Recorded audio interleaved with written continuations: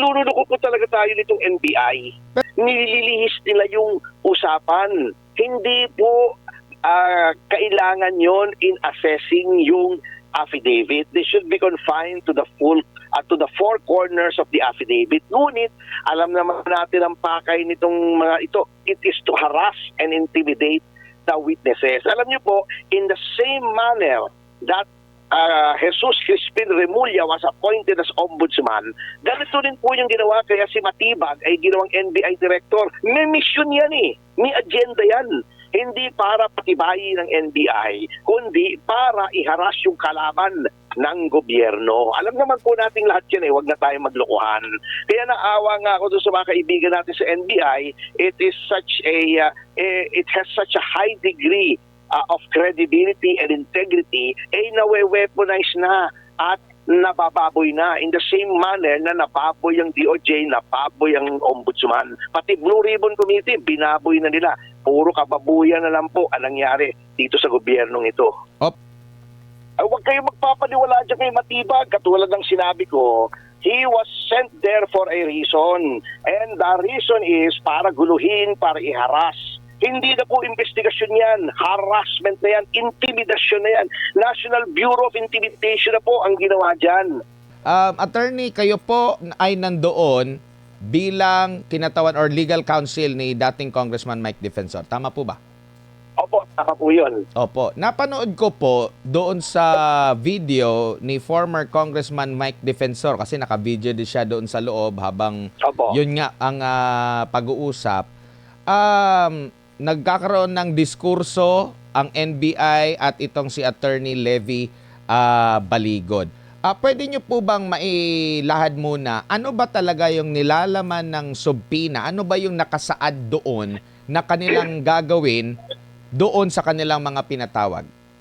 Opo, nakalagay po doon, klarong-klaro po. At least doon sa natanggap na subpina ng aking kliyente na si dating Congressman at Secretary Mike Defensor, na iyon po ay for background investigation and verification. Ngayon, nung nandoon na kami, iginigiit nila. Ngayon daw ay for background investigation and for credibility verification. Wala naman po kami nakita po na credibility, na yung word na credibility doon sa subpina. At yan po ay mapapatunayan sapagkat kahapon pa lamang ay nagpadala na po ako ng kopya ng subpina ni Ginoong Mike Defensor sa ating mga kaibigan sa media. So, kung ganun po nakalagay, background, investigation, and verification, ang i-verify po yung background. Ibig sabihin yung identity.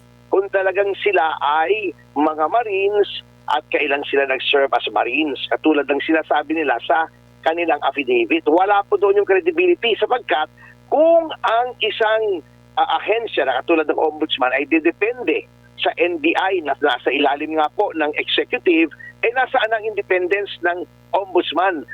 We have to differentiate between background investigation, yung ascertainment ng identity na yun ay factual.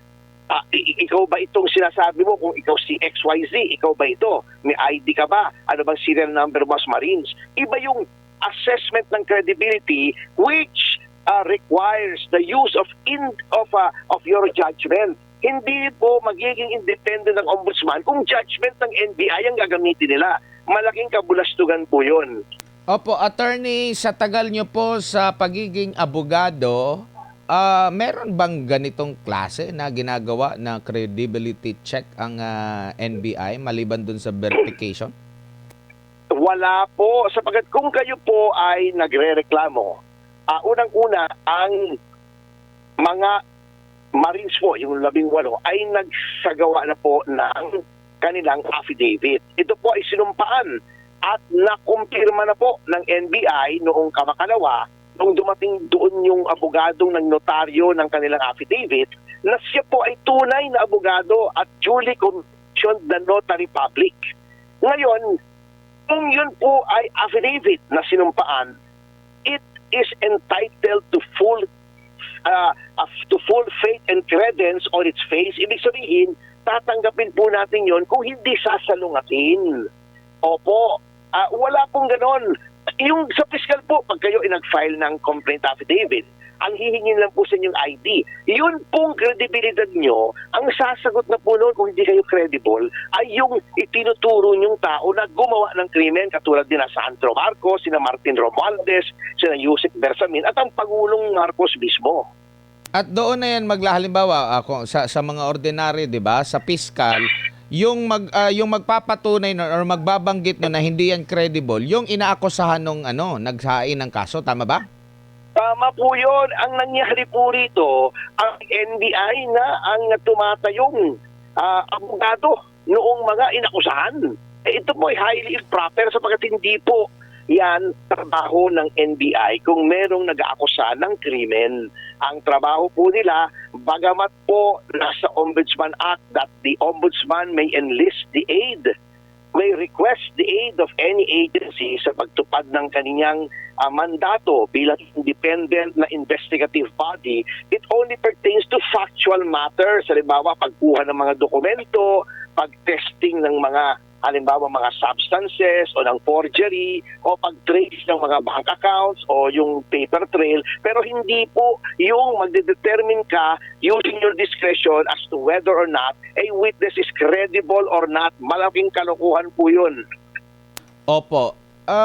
Hindi rin parte rin po ba kung verification check lang maliban doon sa pagtatanong doon sa mismong mga pumirma sa affidavit, hindi ba sila pwedeng kumuha din ng NBI, mag-verify sila doon mismo sa agency naman? Halimbawa, sa militar.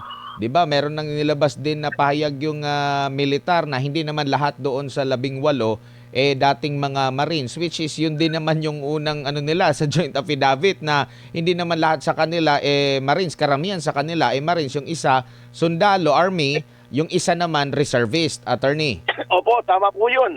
At saka nakakatawa pa po, kasama Admar, with respect to my client. Si Secretary Defensor ba naman ay kailangan mo pang i-verify yung identity. Kaya nga, kung makikita niyo yung video, sinasabi ko, hindi niyo makilala na kung ito o hindi si Mike Defensor, lahat naman nakakakilala. So it is absurd.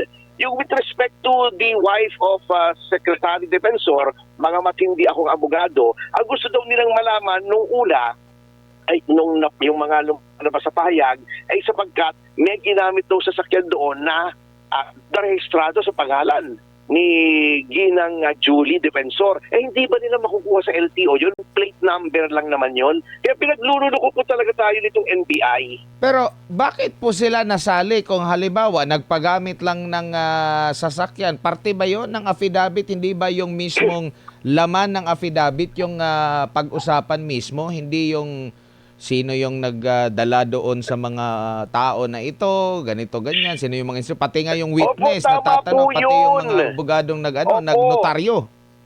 Opo, tama po yun. Nililihis nila yung usapan. Hindi po kailangan yon in assessing yung affidavit. They should be confined to the to the four corners of the affidavit. Ngunit, alam naman natin ang pakay nitong mga ito. It is to harass and intimidate the witnesses. Alam niyo po, in the same manner that Jesus Crispin Remulla was appointed as ombudsman, ganito rin po yung ginawa kaya si Matibag ay ginawang NBI director. May mission yan may agenda yan. Hindi para patibayin ng NBI, kundi para iharas yung kalaban ng gobyerno. Alam naman po nating lahat yan huwag na tayong maglokohan.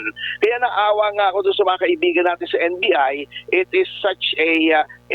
has such a high degree of credibility and integrity, nawe-weaponize na at nabababoy na in the same manner na nababoy ang DOJ, nababoy ang Ombudsman. Pati Blue Ribbon Committee, binaboy na nila. Puro kababuyan na lang po ang nangyari dito sa gobyernong ito. Opo, meron po kayong nabanggit po, attorney, na first time yung marinig na meron ding subpina ang Ombudsman. Paano naman ito makaka-apekto? Nag-deputize sila na inutusan itong NBI maggawa ng ganito, tapos ipapatawag din sila sa Ombudsman. Bakit hindi na lang pag-isahin? Yun nga po, actually first time ko kaninang nalaman kay Atty. Baligod na may letter pala sila, may liham pala sila mula sa Ombudsman na pareho ang pakay. Kaya nga po sabi ko malaking kabaliwan na itong ginagawang ito. this is intended to harass and intimidate and scare the witnesses. Parang pinapakita nila kasi di ba sinabi po ni Atty. Baligod na may next batch pa ng 10 mga dating mga tauhan ni Saldico na nag-deliver din ng baleta na lalabas.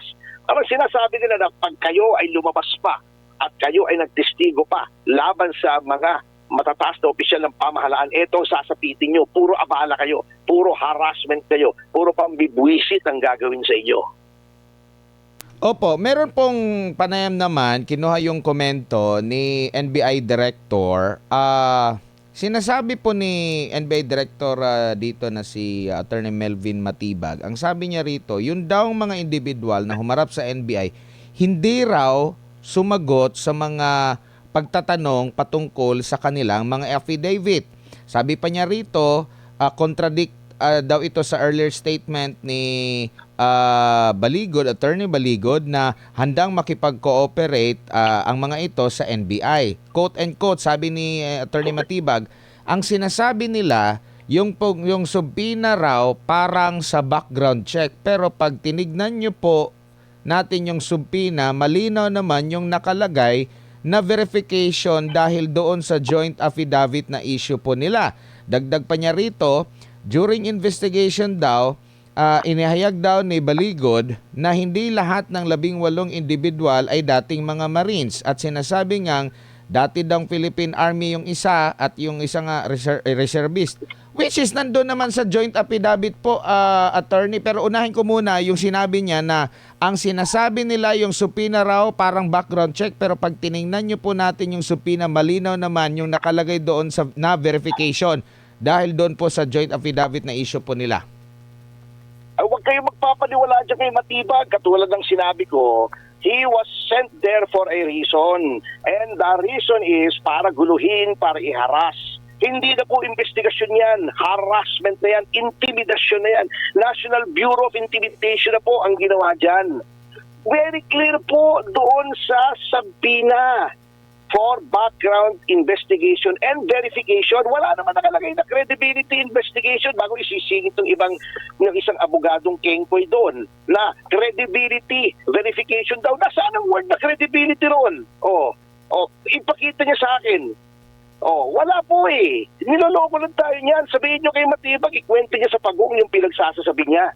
Opo. Kasi wala po tayong panahon para makipagbulahan dito at makipaglukuhan sa kanya. Very clear po, sinabi ni Attorney Baligod doon, kung sinabi niyo sa amin na tatanungin niyo sila tungkol doon sa affidavit, di sana dinala namin yung mga litrato, yung mga video, etc. Pero wala po talaga. Alam nyo, Attorney Matibag, hindi po mangmang ang mga Pilipino. Kitang-kita po. Huwag nyo nang guluhin. Walang naniniwala na sa administrasyon na to. Kasama na po kayo ron. Opo, ito ngang pangalawa, sabi niya rito, so mayroon na nakaagad na diferensya doon, di ba? Sabi ni Matibag. Tapos doon pala, sinabit nilang dokumento, yung Army, reservist yung isa, hindi naman talaga siya Army. Pero, kumbaga, doon naman sa affidavit, gaya nga na nabanggit natin kanina, malinaw naman doon po na naka-indicate. So, possible ba hindi nabasa nila yung affidavit? Baka po, merong ibang substance na na-ingest si Atty. Matibag, kaya medyo naapektuhan ng kanyang comprehension. Kasi talaga naman po, alam nyo, do not take anything that guy says seriously. Talagang ang papel niyan ay para guluhin ang issue. Prejudge na yan eh. Kaya nga po kami, ayaw na namin sumagot ng kahit ano at sabi namin, pwede ba excuse na kami? Kasi wala po tayong panahon pagka alam nating tinatarantado na tayo, bakit naman tayo makikipaglaro? Diba? Opo. Pero saan po kaya ang tunay na laban dito, attorney? Kasi ang pinag-uusapan pa lang dito, yung sinasabi nila, yung verification, pati yung legitimacy noong nagnotaryo, pati nga yung bishop na naging witness, ipapatawag din. Kailan ba ay imbestigahan kung gaano katotoo itong sinasabi ng mga dating sundalo? Yun po yung tanong dito ng taong bayan kasi seryoso at sinasabi nga nila na marami din silang ebidensya at mga videos. Opo, hindi po imbestigahan yan. Huwag na kayong umasa. Kanina, tinatanong ko yung sa Special Action Unit, yung si Attorney Raimundo. Sabi nga ng aking kliyente na si Mike Defensor, you are investigating a non-crime. Bakit itong mga affiance ang iniimbestiga nyo? So, tinanong ko siya, kayo ba pagkatapos yung imbestigahan ito, patatawag nyo? Hindi sila makasagot. Kung hindi pa namin kinulit, parang labas pa sa ilong. Sinabi, patatawag namin. Sabi ko kasi, patatawag nyo ba yung mga sinusumbong? Bakit ito pinag-iinitan nyo? Huwag na po kayo kumasa dyan sa NBI, sa National Bureau of Intimidation. At wala po tayong maaasahan dyan. Moro-moron lang po yan. Pampagulo na lang po yan. Opo, after nito, ipapatawag pa ba si Congressman na Mike Defensor? Baka hindi pa nila kilala. Nakakatawa nga po, tinatanong ko rin sa abogadong babae, hindi nyo makilala si Mike Defensor? Meron bang hindi nakakilala kay Mike Defensor? Duda pa kayo na itong tao na sa harap nyo ay hindi si Mike Defensor? Ay, sabi nila, hindi po. Anong problema natin? Alis na kami. Kasi alam naman nating lukuhan lang yun . Bakit ka pa mag-ubos ng oras kung ang hindi naman maayos ang usapan? Opo, ano pa ba siya? May kinuha ba yung kanyang ID para i-Xerox? Kinuha po ng litrato siguro sabi ko nga para matapos na lang, para tumahimik na lang kayo. Ng ID anong problema nyo? Hindi ba nila mase-search sa internet? Pag lumabas, tinype nila Michael Defensor, lalabas yung mukha ng kliyente ko. Kaya nga sinasabi ko sa inyo Sir Admar, lukuhan na lang to para kami naglalaro ron. Wala po tayong panahong makipaglukuhan sa mga hindi matinong kausap. Nababanggit din ni Yusek Claire. Pwede rin nilang tanungin si Yusek Claire kung sino si Congressman Mike Defensor. Ewan ko kung si Atty. Matibag nanggaling sa kuweba, hindi pa, di ba? Dapat hindi nila kilala Secretary Defensor. Sabi nga sa iyo, nakakatawa lang talaga rito. Kung hindi mo lang tatawanan, ewan ko na.